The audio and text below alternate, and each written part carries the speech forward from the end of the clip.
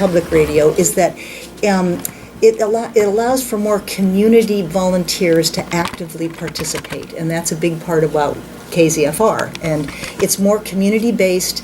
There's not as much money, so that we do not purchase a bunch of expensive and different shows that are available to us, but they do cost money, and they're usually with consolidated media and those kind of things. So we don't have as much of that because we have a lot of local programmers, and also for the governance, we also have local people doing the governance, which is now I am on the board of directors, as Paul is, as Tom is, and as Laurel, who is sitting next to me, has been. So we kind of were involved with that part of it too. I have some other things that I want to add, but I want other people to kind of introduce themselves, and then we could maybe, Why don't we start with why you got interested in radio? Okay. Well, that's a funny story. And we laugh about it. Steve Scarborough and I laugh about it. When I put my application in for the program committee back in probably 2002 or something, or 2000, my reason was so that I could get a discount at the gym. All right. Yeah. And so, which I laugh about it, but it was sort of true. I mean, not really, completely. But then I got involved. I got very involved, and I like being involved. And I got more of the feeling of what community radio is about, which is community. Radio's one thing, but community is another. And I just kind of fell in love with it, actually. I also fall in love with your pancakes that you have done for Pancakes for Peach, for Peace and Justice, but I heard from a little bird that you're going to do that for KZFR. Yes, KZFR is going to have a pancake breakfast on the 28th of October. So we have those pancakes, corn cakes, vegan option, real maple syrup. This time we're adding mimosas. Yeah. So where is that going to be? That's at the Arc Tower Pavilion. And that starts at 8 on Sunday, October 28th. Do people need tickets, or do they just show up? They can get them if they go to kkrn.org. You can buy tickets online that way in advance, but no, you can just show up. Okay. Yeah. Great. All right. Let's go to Laurel.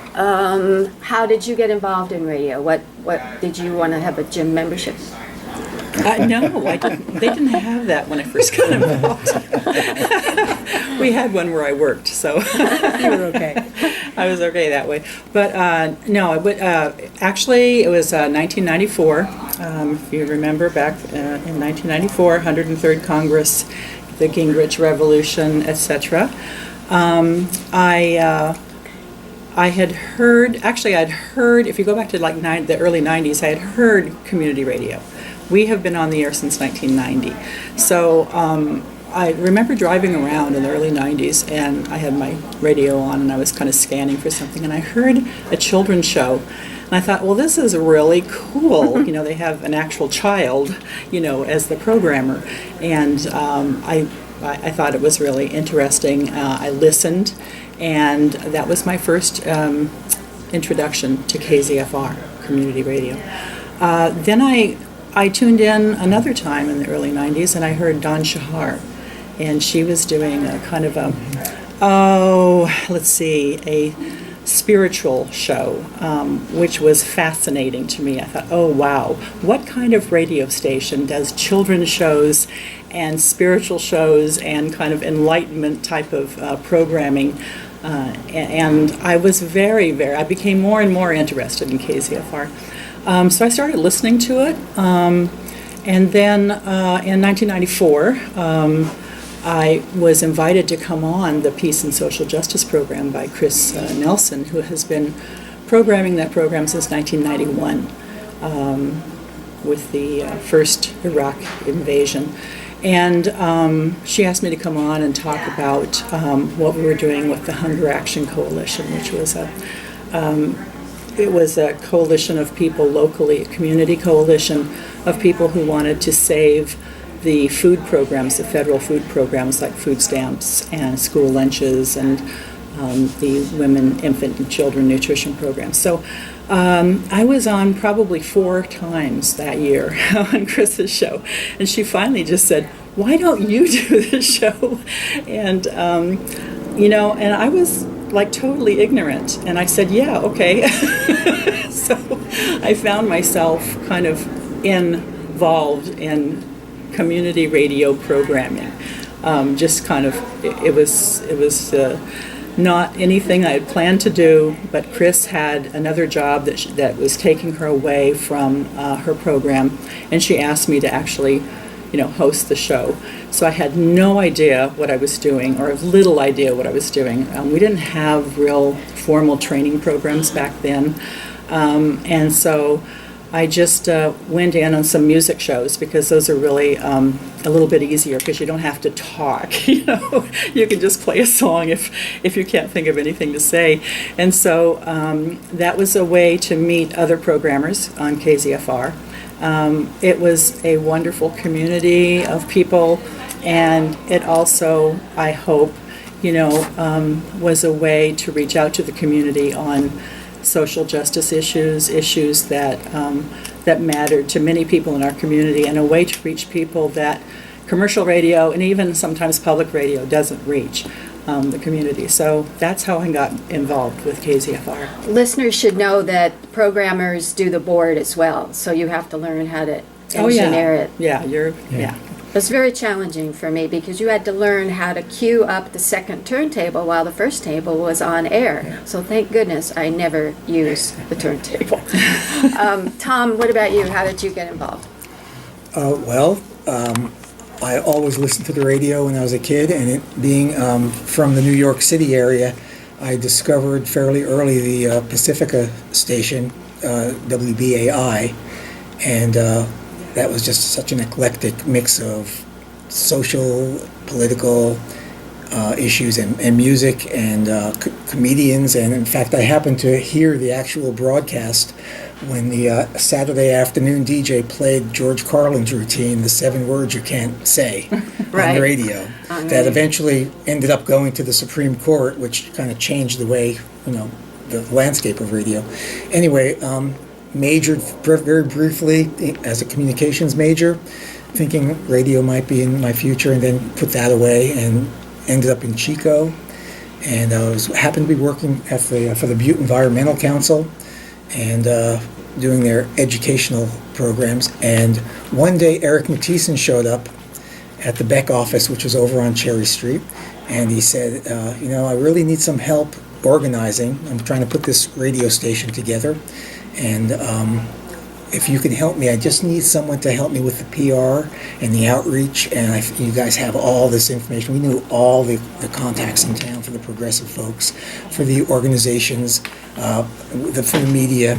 And so I began helping him with that. And that's essentially how I got started. And that was amazing, because what happened was I would put a PSA out, and it would end up on the media, and basically Eric was trying to get community members to show up to talk about what kind of station we can do, and trying to develop the funding and the support for it, and the spiritual support and the financial support. And we'd have these meetings. The first one I think was in the Chico City Council chambers, and probably 30 people showed up, which was pretty impressive. This is 1990? 1970. Oh. It was, no, 1980 something, 89 or something, late 80s. And because it was a 3 or 4 year process, I think, between the time he came up with the idea and the time it actually started to happen. And the second meeting was at the Scout Circle in Bidwell Park, and there must have been 60 people there. Wow. And from all kind of walks of life, all sorts of interests. And from there, it just kind of took on its whole, flavor. And he did 90% of the labor. A few other folks were involved in the technical end of it, and it just was very successful. He was a ball of energy who brought it to fruition. And what is he doing now with the station? Anything? He's basically retired from it. I keep trying to convince him to come down and share my show with him, but he's busy up in Red Bluff and Cottonwood, where he lives. Oh. But what's your show? I do American Pastimes now. I share that show with about 3 or 4 other people. What kind of music is It's it? Americana and bluegrass folk. And originally I did 6 years of news and information, but actually mostly environmental news and information. And the way I got into KZFR was I wasn't thinking about doing a show.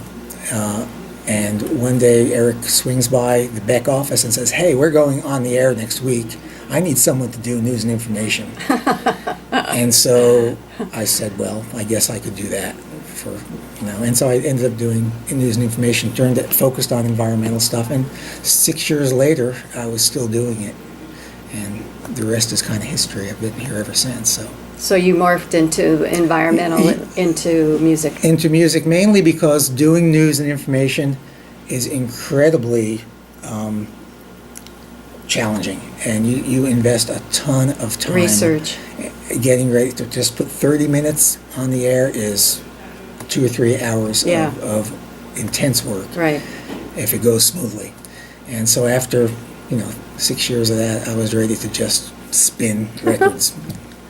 All righty. Before we get to Paul, we need you to call, and the number is 895-0131. So call with your questions, call with your pledge. Let us know what you'd like to know about your community radio station. So you're listening to Ask Dr. Gayle. We're on the second Thursday of each month. Next month is going to be about the politics of food, and December is going to be about the meaning of Jesus. And if you have any topics that you'd like to suggest, you can email gkimball@csuchico.edu. Paul, how did you get involved? Well, I got involved initially as a listener. I moved to Chico sort of indirectly by way of Eugene, Oregon, and Eugene had a community radio station that was based on the community college there. And I had grown to love it, and also the concept. Independent radio that is run for and by the people who live where the station is was something that was tremendously attractive to me.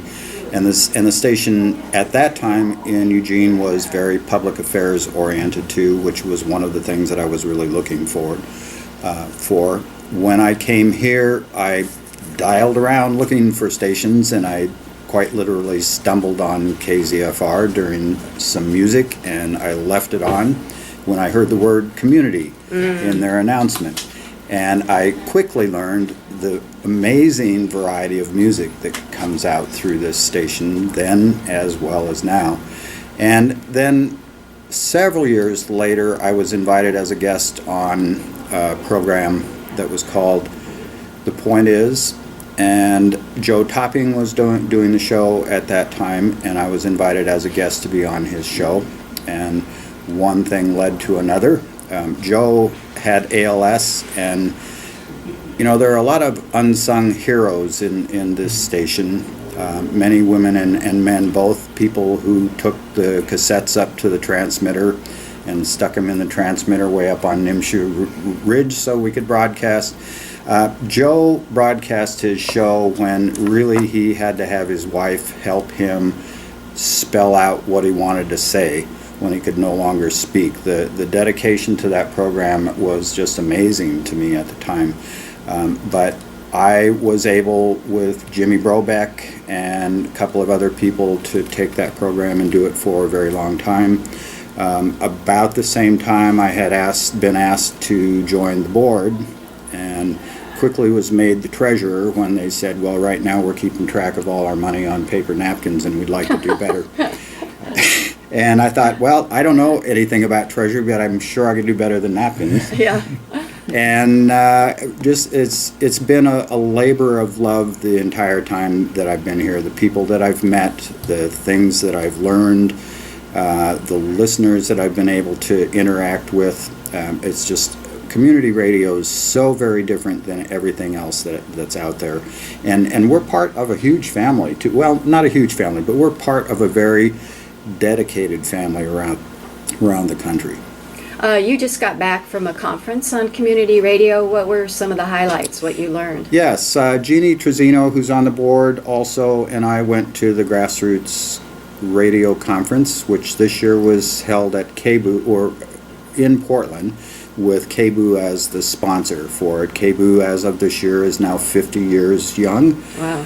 One of the original stations that Lorenzo Milan helped found and get on the air when he was creating stations. It seemed about one every other week for a number of years. And it's it's a collection of community radio broadcast people and community media people from all over the country. Lots of mix this year. Public affairs people talking about how to produce news if you want to do it entirely as volunteers, if you want to do it with paid staff, if you want to have an entirely paid staff. How to improve your sound if you're a programmer, how to turn your listeners into raving fans.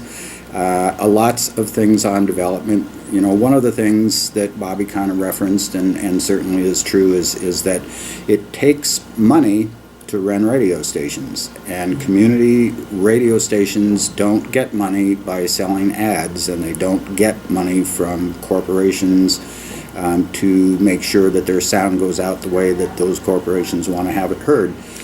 It's because people like those of us sitting here, people like you who are listening, fish into their wallets and make sure that it happens. And community radio is always underfunded. So we always get together to figure out new and different ways of making that money stretch, and also figuring out where to get it so we can stay on the air and keep doing what community radio does. So why don't we segue into how we do get money? How did the station get money in the first place? How is it budgeted? How is it funded? Who wants to take the money question? Tom?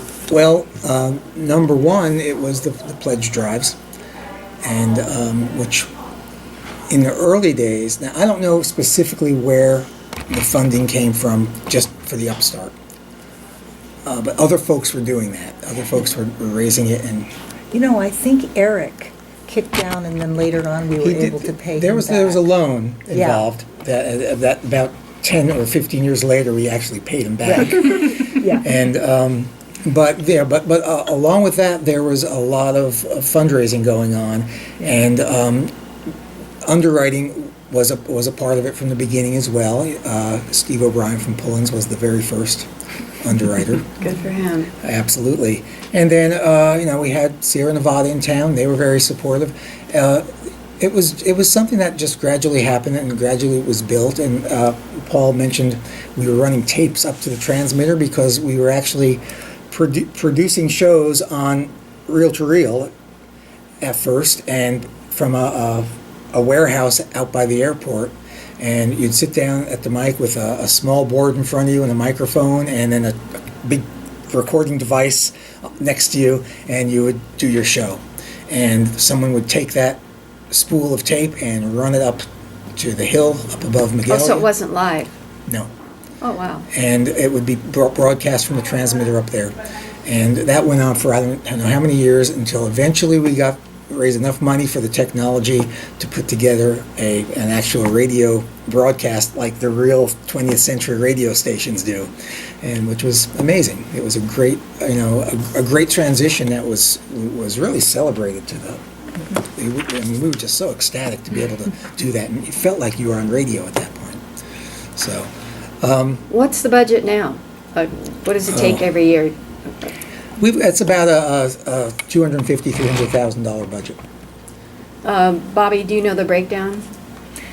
Not really. We're working on, go ahead. Oh, I was just saying that's one of the things the board has been doing for the past couple of years is to really try to nail down our actual operating budget. And it's because of our cycles of raising lots of money all at once, or raising a significant part of our budget all at once twice a year through our pledge drives, and then the ongoing system of depending upon underwriters, and then getting paid when they pay us. Tracking our budget has been a challenge. Challenge, it has. Do you want to add to that, Bobbi? Well, I'm just agreeing it's a challenge, and right now, we've just gotten a new treasurer who's actually, I think, kind of a treasurer, who's really being able to, and not to say that we haven't had treasurers that have done that, but Well, one I of the think challenges of being a board is that the transition turnover is incredible. And Yeah. since I've been on the board for like 4 years now, we've been through at least 4 treasurers. Oh, boy. And it's hard to get a handle on where we stand and each of those 4 treasurers were dedicated. And they did the homework, and they spent hours working on spreadsheets trying to figure things out, and each one, made a contribution. And now it's finally coming together where we kind of have the details. So where does the money go to? Is it to pay for program, to pay for how many staff, 2 staff people? Two full-time staff people, then we have a number of contract employees. And I think there might be 5 of those that do part-time work. Money goes for some of there's licensing for sure, and then there's bills for our antenna and our site up there. Which isn't cheap. No, those are the things that really add up, and you don't really know that those are such big bills, and they increase every year. Ours does. I mean, I know that it can go up every year, so that's a big place that it goes. Equipment. Equipment. I mean, we're now, when we first came on, we were broadcasting maybe 4 hours, 5 hours a day, and that was it. And now, in the last 10 years, I suppose, maybe 12, we've been basically around the clock. Yeah. And 24/7, 7 days a week, that's a wear and tear on our equipment. And most commercial radio stations don't have that problem because they don't have actual people operating the equipment. It's all electronic. It's all digital. It's all things that don't require pushing buttons on a regular basis. And we have 80 people doing it here. Yeah. Wow, that's impressive. So, It is. So things wear out very quickly. What about to have like Amy Goodman's show, Democracy Now? How much does that cost? Well, and I was going to say this to introduce myself kind of a little bit too on the Amy Goodman and Democracy Now. That was something that we started, and myself, I would download her every morning and burn her to a CD and bring her down here when we first put her on the air. That was kind of a controversy for us because it was the first thing that we really added that was news, and it was from somewhere else. So Amy comes to us through Pacifica, the Pacifica affiliate, and we get a lot. I think we get a number of shows, which is the Pacifica affiliate down in Berkeley. And, well, Berkeley is one of them. I actually kind of had a list of where the whole Pacifica network is. And we go to a little thing called Audioport, and there's shows that we can download there. And I think Amy comes from there. She may come directly from Democracy Now!, but I think she comes directly from Does she? Democracy Now! No. Okay, yeah, because she came through Pacifica. But yeah, we get her every day. We get her through the internet, and it comes through. So roughly how much So is we it? pay a fee to the Pacifica affiliate. We're not Pacifica affiliates, but we pay a fee to. Yeah, we are an affiliate. So Are we is it like affiliates? thousands and thousands, or? I don't know the dollar amount on it. It's not a significant part of the budget, Oh. but the part of what we spend money on is programming like Democracy Now! There are a few other syndicated programs that cost us money. As far as how it comes in, it's about 1/3 underwriting and 1/3 pledge drives like what we're doing now, and 1/3 partially a CPB grant that we get and other sources, but it's evenly split about like that. Is the grant from the feds?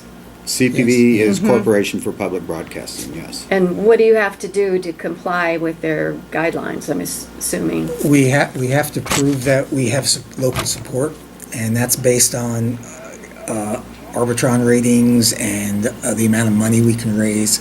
Sort of arbitrary things that don't really, in my mind, don't make much sense, because that's not really gauge of our success. It's a gauge of maybe a commercial radio station's success and effectiveness, but certainly not a community station.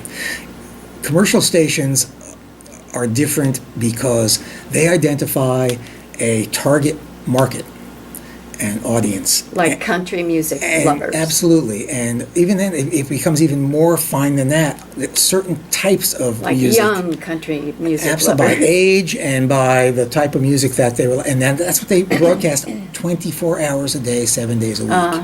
Boring. And so they figure you're going to dial in it and you're not going to change your dial. But we go totally against that model because we have every different kind of music and news and information every day of the week. It's something new. So there's no way we can really use that model for success. And they expect us to kind of fall into that that model for success, and it's not us. Well, the whole goal of community radio is to serve the community and to serve the underserved community. So, Like the Hmong show. yes. Yeah, you're not going to see that show up on Arbitron. No. I mean, it's just a totally different ball of wax. Community radio is so different from commercial, and not just the fact that it has commercials.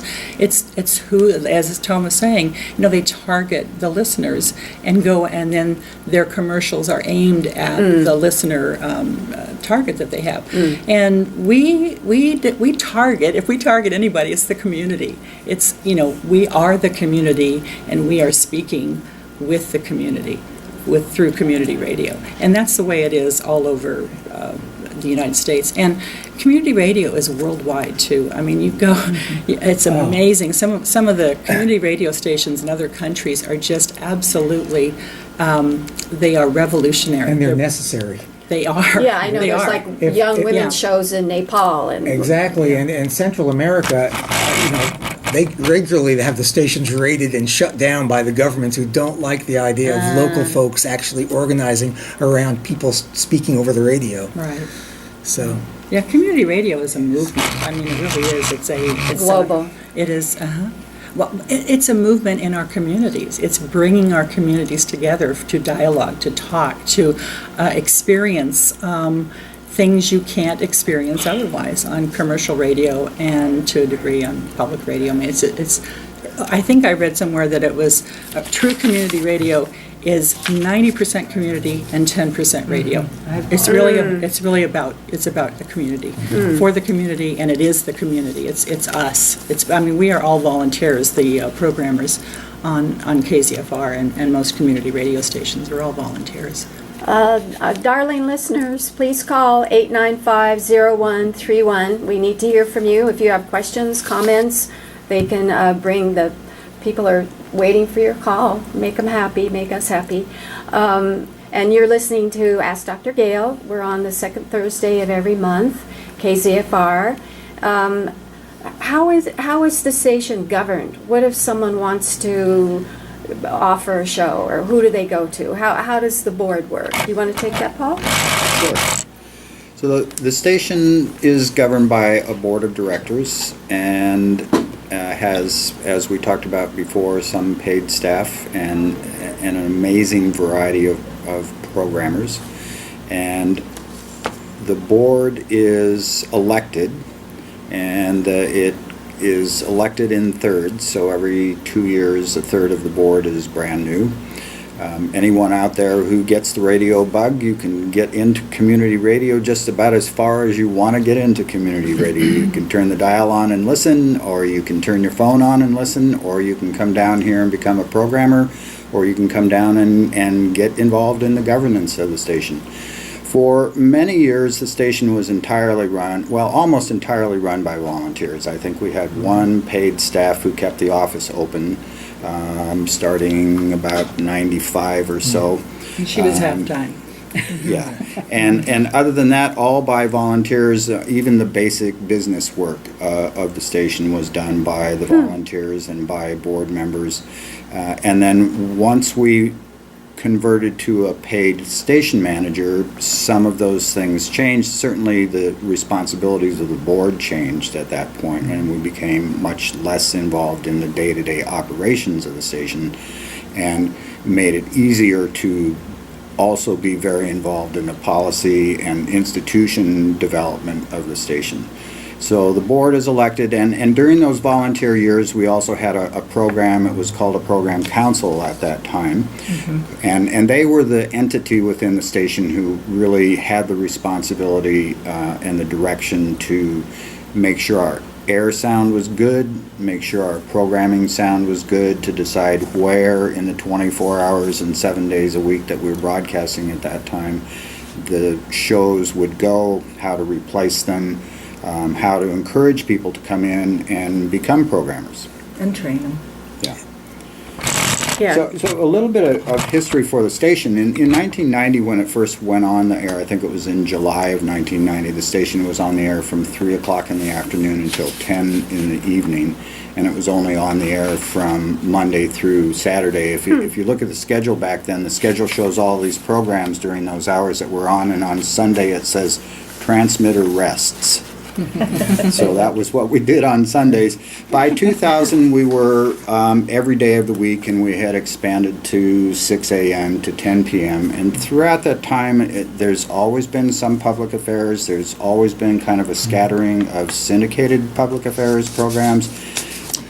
Not straight ahead news like Democracy Now, but certainly shows like what Tom did on the environment, New Dimensions, lots of other programs, a couple of which are still on. Yeah. If I could just add to that, most of the shows that first came on and were first broadcast were really a combination of news, information, opinion, and music.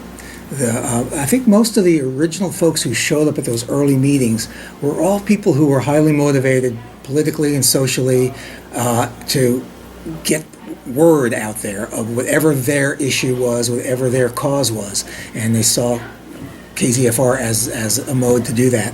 And so the good news is that most of those folks have really eclectic tastes in art and music, and so they brought that with them, and they want, the idea is to present this great information, this alternative viewpoint, and then put it in an interesting, entertaining format. So most of the early shows were really a combination, and there was really no separation of news and information time versus music time. And eventually, as we developed and we had more and more programmers, and as we began to understand radio better, the industry better, we realized that listeners do like a pattern that they can follow. And so what we ended up doing back about 18 years ago is develop what we call the matrix, which is essentially in the mornings we have some news and information programming mixed with music, and then we go to mainly music throughout the day, and then back in the early evening we start with the news and information again. So it's pretty at noon there was some news and information as well. There are still, like Paul mentioned, some legacy programmers around who still have that combination, but for the most part, most programmers that come on today, they're either one or the other, and then they get put in that matrix slot for essentially the benefit of listeners, for predictability. So. So there's a programming committee that hasn't been very active, but now it's kind of regrouping. How does that work, and who's on it, and how do they decide we need more of this or more of that? Well, it used to be the program council, and it had quite an important role when we didn't have any paid staff. And so then we have a general manager, and the general manager, he is day-to-day. He and Grant, they have to be here, making decisions pretty fast. So it happened so that the program committee became it's program committee now. Is that what it's called? Yeah. It became less important. And it sort of faded away. There's a long history with that, and some feelings that would happen, and for different reasons it faded away.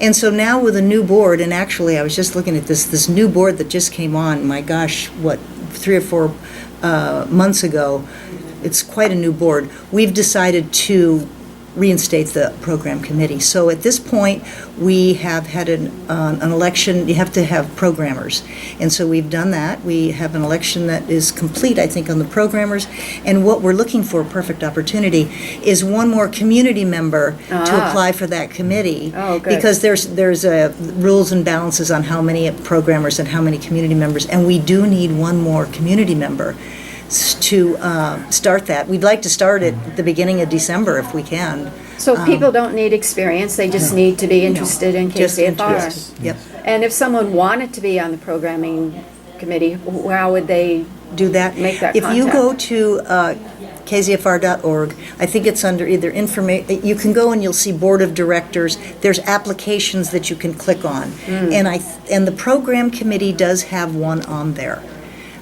2 community members already have, and we just need one more. So go to the website, look for, I think it's under either committees, or on the left-hand side you'll see a tab that makes sense for that. And then on there's an application that you can click on. Fill that out. I don't think you can do it online and send it back. I don't think it's set up that way. But bring it down or send it. And, we're really looking for somebody right now. We Good. need another member. Where is the station if someone wants to come on by? Where is it? 341. Good memory. No. Yeah. Yes, 341 Is it Broadway. 340? Yeah. So it's right next to Cotton Fourth- Party and Yeah, the we're right art above, store. Right above, we're on the 4th Chico floor. Paper Company, yeah. Yep. Get in the elevator, and when you get off on the 4th floor, you look to your left. There's the office. Okay. So for a while, there was kind of a preponderance of men on the board, and there was some concern that that needed to be evened out. How did that play out? Who wants to take that? Well, Playing out nicely. I think playing it out was very playing out well. nicely. Yeah. We actually got together, a lot of the women programmers on KZFR got together and we wanted to help with this issue because Because the board was all men, or what was the? No, I don't think it was there was all one men. or two. It was definitely In predominantly the men. last 4 years that I've been on, I think at one point we had 3 females, and then we were actually down last year to 1, and it was just not very conducive to representation. So Right. we made a Yeah. concerted effort to recruit people other than old white guys like us. Charming guys. Yeah, and so we were trying to get women in the community that had an interest to apply, and I would have to say that between our efforts as women programmers and the efforts of the board as it was, we were able to get, I think, 4 or is it 5 women. I've got the list right here of who's on the So board. it helped. It helped. I mean, we're still not at parity, and but 5. yeah, 5. Okay. 5 women out of how many? 12. 12. 12. Yeah, pretty good. Well, every Yeah. study shows that corporate boards, organizations do much better if you have a diverse Oh, group of absolutely. people, because you have different points of view, and it's richer and more interesting. So that's why it seems so sad, countries like Saudi Arabia that don't have any female representation. It's such a waste of talent. Yes, and the current board is also more diverse in terms of age than many of the boards have been for lots of years, and it's also part of the station's desire to increase the diversity in terms of color too. And it's a hard thing to do. It's one of the things actually that we talked about in Portland when we were up there, and agreed that in future, at the next GRC conference, Grassroots Radio Conference, we would like to talk about transition dynamics, because as we were having this conversation about, well, our station's 90% white and we live in a population that's 80% not, how do we make that change? It became really clear that when you're trying to make that change, it's a wonderful thing to say that you want to, but it's not always the easiest thing to do. And so it's a conversation that definitely is taking place in lots of stations around the country, and a conversation that's taking place a lot more actively, I think, at KZFR than it has in a long time. Does that mean you go to where the community is? Like recruiters are supposed to go to traditionally black colleges, not wait for them to apply for the company. So you go where the people you're interested in I are. think that's part of it, but you know what's different about community radio is that because we are of the community, it's not just going to recruit, we want something from you, but it's going to say we have something to offer and how can we join with you. So you make it more of a partnership and a relational sort of interaction rather than a transactional kind of relationship. And that's, this conversation is so wonderful to be having at this station, and knowing that it's being had in stations all around the country and through organizations like AMARC, Laurel was mentioning the international content of community stations, that they're all over the globe, and there is an organization like Grassroots Radio Conference that exists for stations on the international level that right now is headquartered in Montreal, Quebec, called AMARC. And these conversations are part of what distinguishes community radio in my sense, in every way, which is that it's this ongoing relationship and dialogue between the listeners and the community that the listeners are from and the station that's doing the broadcasting that's so fundamental to what we do. My little research, I found out community radio developed in Montreal, in Quebec, in 1983. And it expanded into the World Association of Community Radio Broadcasters in 1986. And then the Feminist International Radio Endeavor in 1991, the Women's International Network in 1992, and the Women in the World Network in 2006. And also radio's been involved in occupations and big demonstrations like Occupy Wall Street. People set up ongoing live radio of what was happening. So it really is a underused tool. And I've read that in developing countries, things like soap operas and radio are a great way to educate people, like on the importance or availability of birth control, so Absolutely. that you don't have 7 kids. And the soap opera talks about, they only have 2 kids. And that's why a lot of governments feel somewhat threatened by the grassroots movement of community radio. But I want to add one thing to our idea of diversity, and that's geographical. Are we a Chico-centric radio station, or are we a Butte County-centric, or is our whole terrestrial footprint, which is basically from Red Bluff to Sacramento? Well, people can tune in online, streaming and that online. even broadens it even more.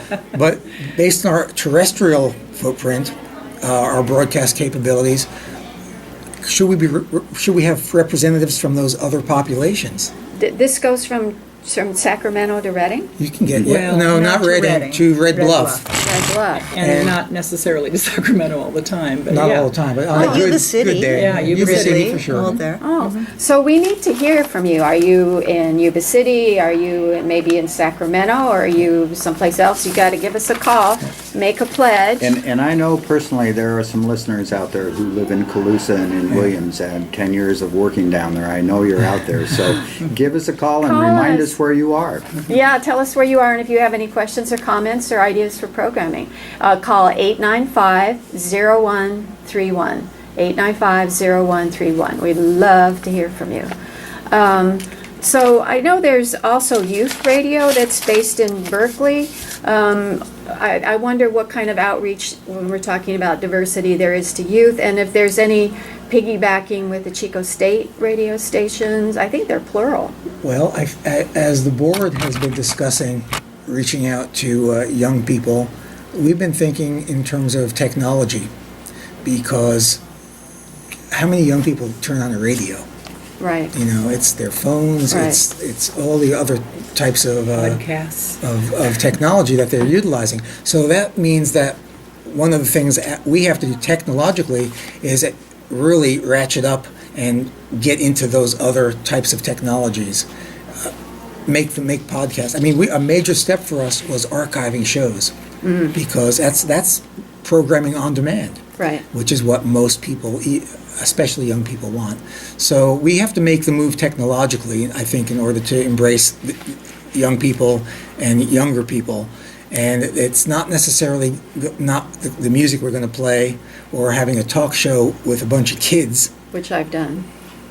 but it's going to be the technology that's going to reach them.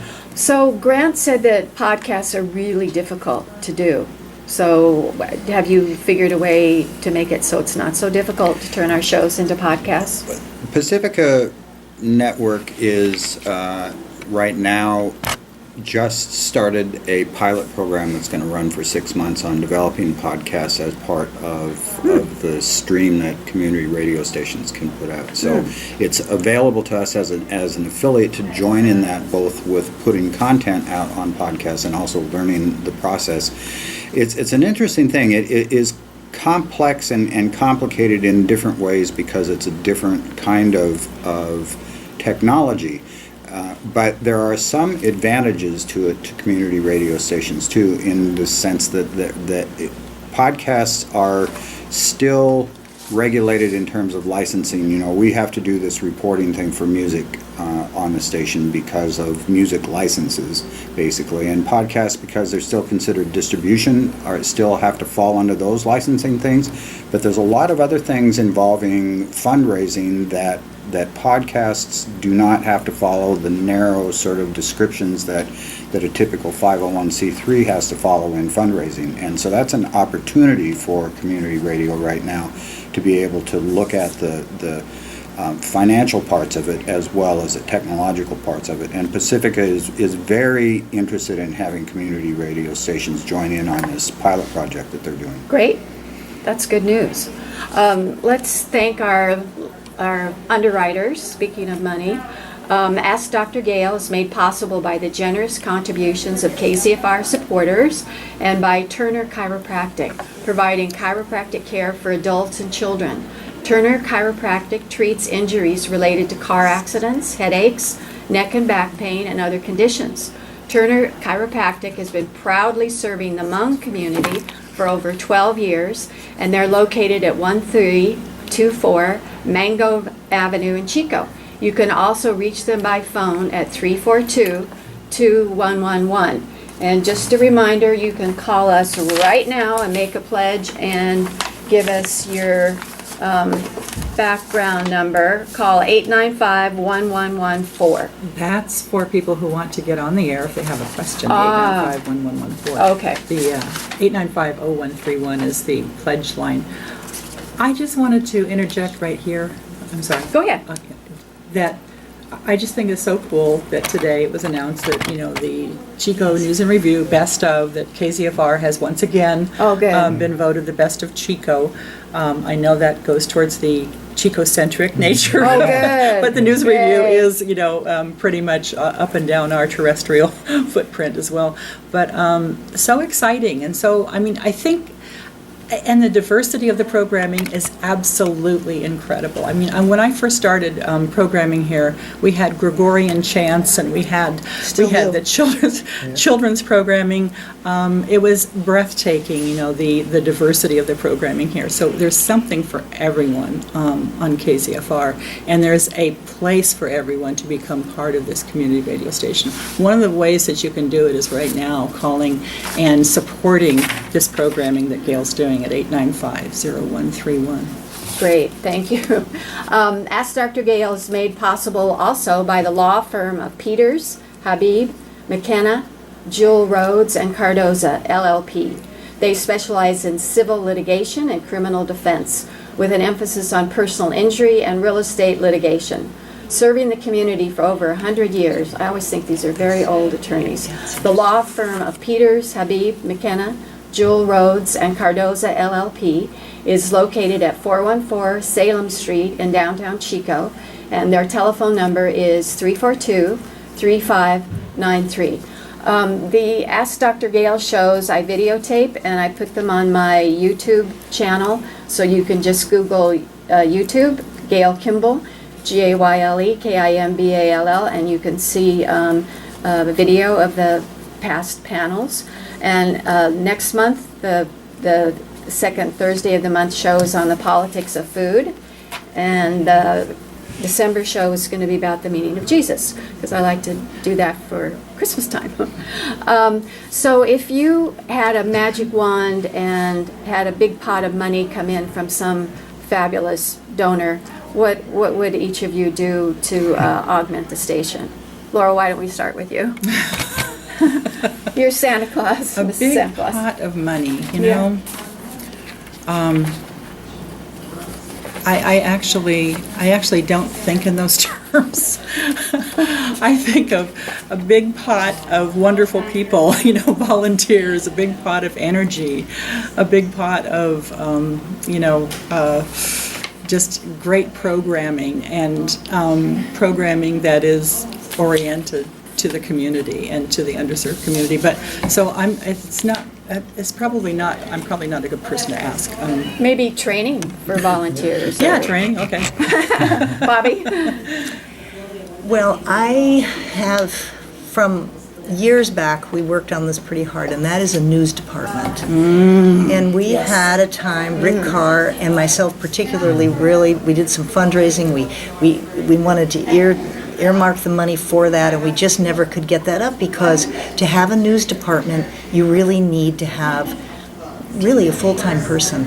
Just like Tom was saying, how hard it is 3 hours to get a half an hour show, Right. and that's done that day, and you need to do another one Right. either the next day or soon. Right. And that's one of the things that I'm not the only one that would want to do that. There's a number of people that are interested in news and just covering emergencies.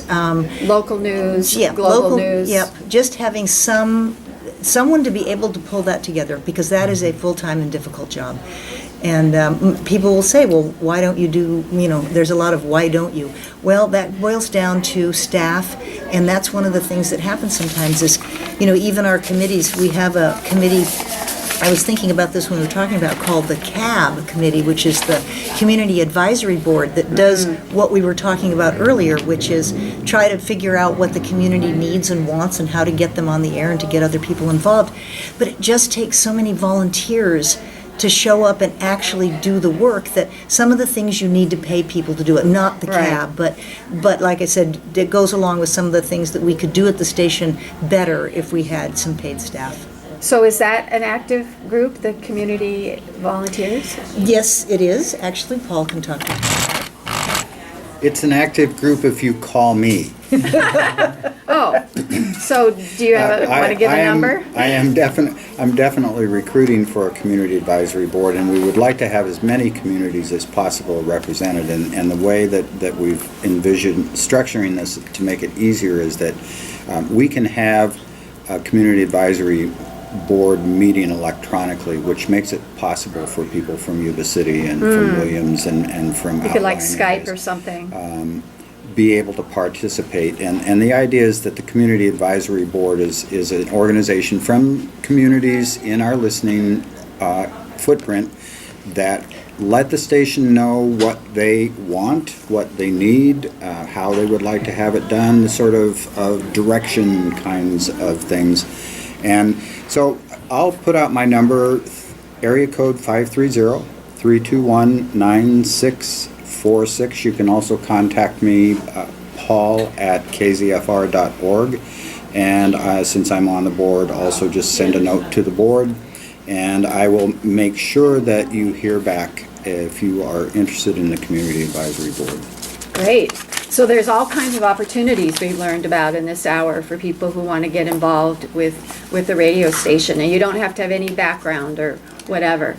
So call now. We have 4 more minutes, so we'd love to hear from you, 895-0131. And I want to also give a shout out to Priscilla, Tom's wife, if she's listening. And we send her all kinds of love and care.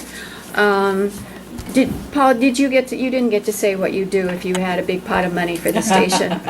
Well, like Laurel, I like to think about big pots of people who are engaged with the station.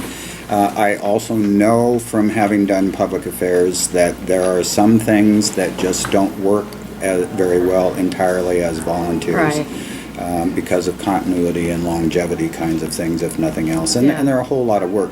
If I had a big pot of money, I would also develop a news department. I also think that more funding means that we could have more equipment here to be able to be running a youth radio program in another studio at the same That time would that be we're great. running this one, that we could increase the amount of teaching that we do to allow people to know how to run radio, how to start radio stations.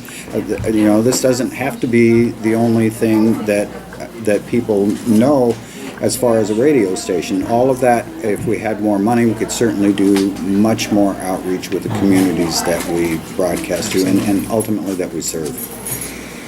That's so exciting that we have all these options available to us. I have this picture of a youth radio station. That would be unbelievable. Bobby, did you want to say a word. I have to thank Bobbi for coming here when she found a homeless person sleeping like Sleeping Beauty He's back there waiting for me. in her house. Oh my goodness. I know. I don't know. We need to do a show on homeless We do, people and the solutions. I talked with a police officer who said 80% of his time is working with homeless people. So it's, well, everybody knows it's a big issue in It's a Chico. challenge. Yep. So if you have any questions, comments, you want to make a call, we've got 2 whole minutes. We'd love to hear from you. And I just wanted to say thank you to our panel, to Laurel and Bobbi and Tom and Paul for being so influential in this community resource. It's the spirit of volunteers that really works. Laurel, you're not doing a show right now, is that right? No, I'm not. I did the Peace and Social Justice show for about 20 years.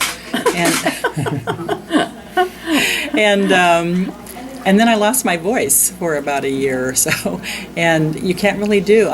Except for Joe Topping, he can do a talk show without a voice. Well, he has a wife. Exactly, but which I thought was that's such a great story of our history here at KZFR that we had a talk show like that. There's so many stories of KZFR that I just it's a great treasure. It's a wonderful community asset, and I hope that you support it out there. 895-0131. And don't forget our pancake breakfast. Oh, tell us, when is that? October 28th starts at 8 in the morning, pumpkins and pancakes, fruit salad, we have whole grain wheat cakes, and then we have corn cakes in the vegan option, mimosas. Kids under 10 in costume are free. Oh. So get dressed up and come on down there. And I've got to There's a tell playground listeners that Yes, Bobbi grinds the wheat from the grain. Oh, I'm This starting. is really I'm going to fresh. start in the day or so. It's going to take me forever. Oh, then you need a volunteer to help with that. Tom? Well, it's at the Arc Pavilion on Park Avenue, and there is a playground that will be available for any kids. Yep. That will be supervised, of course. Just drop them off. Come back in a couple hours. Yeah, that's a great way to support us, Yes. KZFR, and Give us your also kids. in a time where you can kind of meet people too, which is that's a big.